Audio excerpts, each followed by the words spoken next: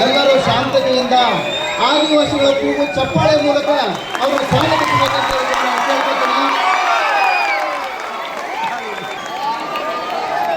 ಎಲ್ಲರೂ ಕೂತ್ಕೊಳ್ಬೇಕು. ಸಮಯ ಕಡಿಮೆ ದಯವಿಟ್ಟು ಸಹಕರಿಸಿ. ನಿಮ್ಮ ಅಭಿಮಾನ ಮುಖ್ಯಮಂತ್ರಿಗಳಿಗೆ ಗೊತ್ತಾಗಿದೆ. ಜೈ ಭೀಮ್, ಜೈ ಆದಿವಾಸಿ.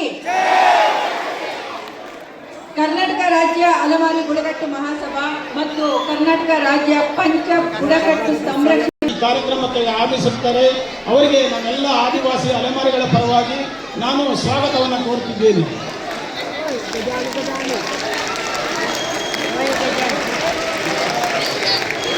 ಹಾಗೆಯೇ ನಮ್ಮ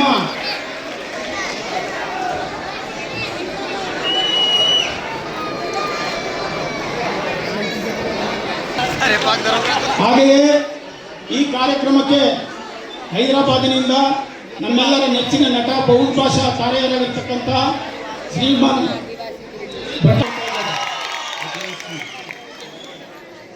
ಹಾಗೆಯೇ ನಮ್ಮ ನೆಚ್ಚಿನ ಮಂತ್ರಿಗಳಾದಂತಹ ಡಾಕ್ಟರ್ ಅಜಯ್ ಸಿಂಗ್ ಸರ್ ಅವರು ಸಹ ಬಂದಿರ್ತಾರೆ. ಅವರಿಗೂ ಸಹ ನಮ್ಮ ಎಲ್ಲ ಆದಿವಾಸಿ ತಲೆಮಾರುಗಳ ಪರವಾಗಿ ಸ್ವಾಗತವನ್ನು ಕೊಡುತ್ತೇನೆ.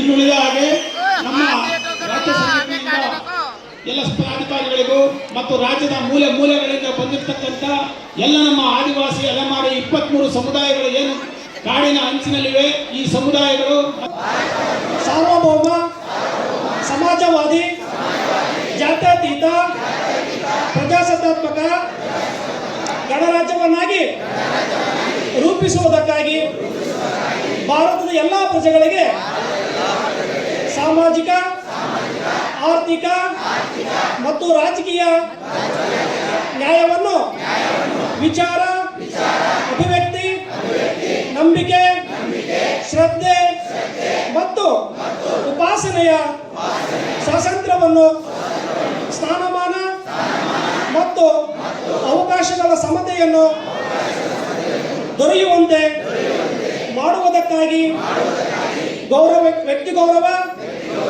ದೇಶದ ಏಕತೆ ಮತ್ತು ಸಮಗ್ರತೆಗಾಗಿ ಎಲ್ಲರಲ್ಲಿ ಭಾತೃತ್ವ ಭಾವನೆಯನ್ನು ಮೂಡಿಸುವುದಕ್ಕೆ ದೃಢ ಸಂಕಲ್ಪ ಮಾಡಿ ನಮ್ಮ ಸಂವಿಧಾನ ಸಭೆಯಲ್ಲಿ 1949ನೇ